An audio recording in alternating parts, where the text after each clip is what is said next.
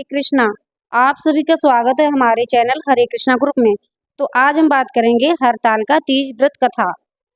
भगवान शिव ने पार्वती जी को उनके पूर्व जन्म के बारे में याद दिलाने के लिए यह कथा सुनाई। हरियाली तीज व्रत कथा इस प्रकार है। शिव जी कहते हैं, हे पार्वती, बहुत समय पहले तुमने हिमालय पर मुझे वर के रूप में पाने के लिए घोर तप किया था।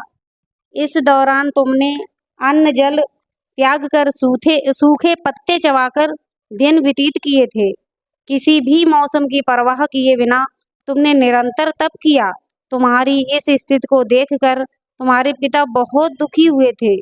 ऐसी स्थिति में नारद जी तुम्हारे घर पधारे। जब तुम्हारे पिता ने नारद जी से उनके आगमन का कारण पूछा तो नारद जी बोले, हे गिरिराज, मैं भगवान विष्णु के भेजने पर यहाँ आया हूँ। आपकी कन्या की घोर तपस्या से प्रसन्न होकर वे मुझसे विवाह करना चाहते हैं। इस बारे में मैं आपकी राय जानना चाहता हूँ। नारद जी की बात सुनकर पर्वतराज अति प्रसन्नता के साथ बोले, हे नारद जी, यदि स्वयं भगवान विष्णु मेरी कन्या से विवाह करना चाहते हैं तो इससे बड़ी कोई बात नहीं हो सकती। मैं इस विवाह के लिए तैयार हूँ। फिर शिवजी पार्वती से कहते हैं कि तुम्हारे पिता की स्वीकृति पाकर नारद जी विष्णु जी के पास गए और यह शुभ समाचार सुनाया। लेकिन जब तुम्हें इस विवाह के बारे में पता चला तो तुम्हें बहुत दुख हुआ। तुम उसे यानी कैलाशपति शिव को मन से अपना पद मान चुकी थी। तुमने अपने व्याकुल मन की बात अपनी सहेली को बताई। तुम्हारी सहेली से सुझाव दिया कि वह तुम्हें एक घनघोर वन में ले जाकर छुपा देगी और वहां रहकर तुम शिवजी को प्राप्त करने की साधना करना। इसके बाद तुम्हारे पिता तुम्हें घर में ना पाकर बड़े चिंतित और दुखी हुए। वह सोचने लगे कि यदि विष्णु जी बारात लेकर आ गए और तुम घर पर ना मिली तो क्या होगा। उन्होंने तुम्हारी खोज में धरती पाताल एक करवा दिया, लेकिन तुम कहीं नहीं मिली।